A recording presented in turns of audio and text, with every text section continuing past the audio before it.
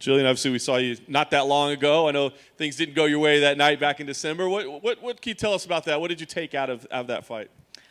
All my fights, I just try to keep on looking forward, keep on looking to the next one. So that's this opportunity right now, just to get back in the win column, get my hand raised again, and get this win streak started. It seemed like kind of a frustrating fight for you at the moment. I mean, was it a frustrating fight overall? I guess so. A big part of the fight was obviously that cut on my nose. I had blood in my eyes through the whole fight. That's a new experience for me. That was the first time I've ever been cut, so I couldn't see through the whole fight. Obviously, Tyla's very strong. She was able to hold me a lot, and I don't think she necessarily got off a lot offensively, so that was definitely a frustrating part for me. And then you're in a grappling bout like a week later, right? I mean, so tell me about that. I mean, was there any part about you that like didn't want to do it and kind of wanted to let the nose heal, or was it like competitive? You had to get in there and do something. Submission Underground texted me and they offered me the match against Pearl Gonzalez, and I thought that's obviously a huge opportunity. She's a UFC vet. I was really excited to do that. I messaged the UFC and asked them what I should do about the stitches. They were like, you can take the stitches out after 10 days, but wait 21 days before any contact, any live grappling or anything. And I was like, 11 days is close enough. So I ended up taking the grappling match, and in the first 30 seconds, it turns out the doctor was right because my nose split back open.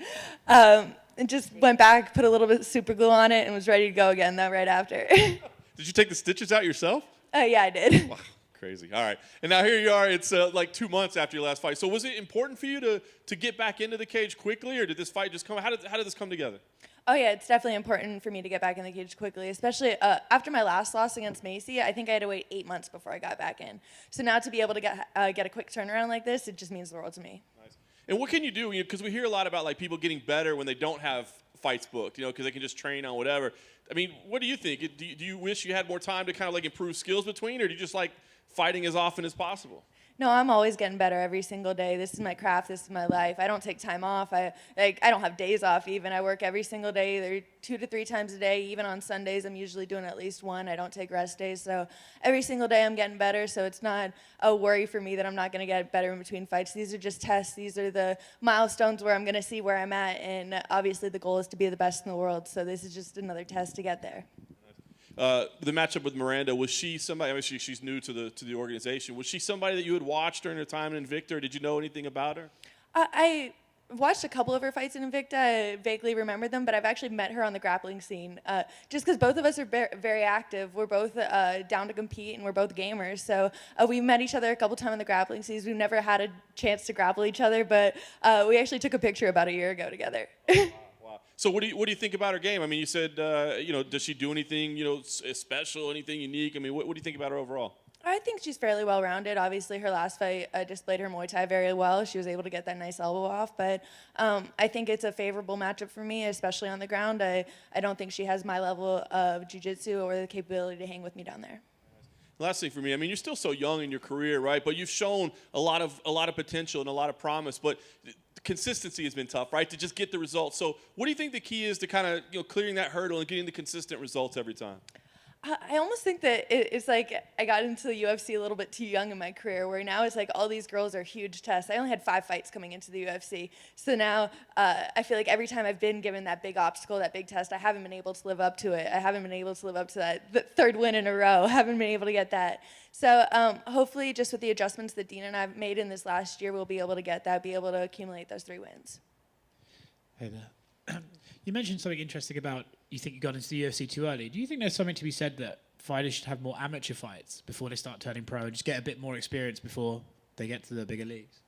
I definitely think experience is the biggest part, and even just competition experience in general. I never played a sport in my life before I started training, so to be able to go out in front of a crowd and perform and be comfortable there is probably the biggest aspect of it for me.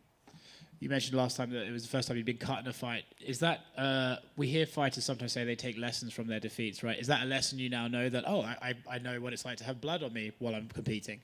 I guess it's definitely a lesson. I remember looking up at the lights in between the second round, and it was just 100% blur. You could just hardly see the bright lights right above you, and it's a new obstacle to deal with in a fight. It's something that I've never had to deal with before, so hopefully it doesn't happen again. Is that a unique sort of frustration where you can't see, but you're not really like in massive amounts of pain? You're just like, this is annoying. I can't see, so I can't compete at my best. Is it like a unique sense of frustration? Everything in there is frustration after that point. I don't know. It's a different world once you're in the cage. Like even when I got cut, she hit me with the strike, and I thought to myself, okay, that one hurt, but I didn't think I got cut. And then it was like last 10 seconds, the bell rang. I stood up and I see a drop of blood run down my nose. I was like, oh fuck. But I really had like. You don't feel anything. It's a different world in there. And you mentioned in your very first answer you gave that you were looking forward to getting this win streak started. Is that the mentality that it's just brick by brick, we're going to build and get you back on this win streak towards the top? Well, yeah, I know I'm going to be a world champion one day, so it's just finding the right path to get there. So far, we've had a little bit bumps in the road, but no matter what, we're getting back on track, and we're back. It's the same course. Just get the bumps out early. Just get them over. Exactly. Good luck. Jillian over here. Everyone always talks about how young you are in your career. One of the things I noticed watching the Din Diaries, you talked about what makes him different as a coach. He doesn't just teach what his coach taught him. He's trying to be innovative and learn. You seem very inspired when I see those videos of you and him. Is that something you see for yourself later in your career, possibly being a coach and being one of those minds in the fight game?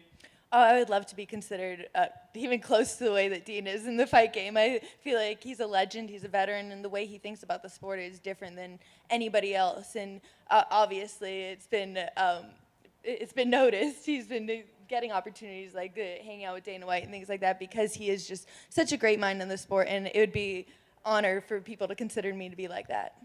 Can you talk a little bit about something you've noticed him do when he's like teaching something or learning something that just other coaches may not have that you've worked with? A lot of coaches, it's either their way or it's wrong. With Dean, he's like, if it works, it's right. This is an evolving game. It's only like 25 years old as a sport, so everybody's learning it together still. It's still changing every single day, so some things work, some things don't, but if it works for you, it works. Have you talked to him about getting brought along for some Dana White looking for a fight episodes? I haven't talked to him about that, but maybe that'll be an opportunity in the future. Thank you.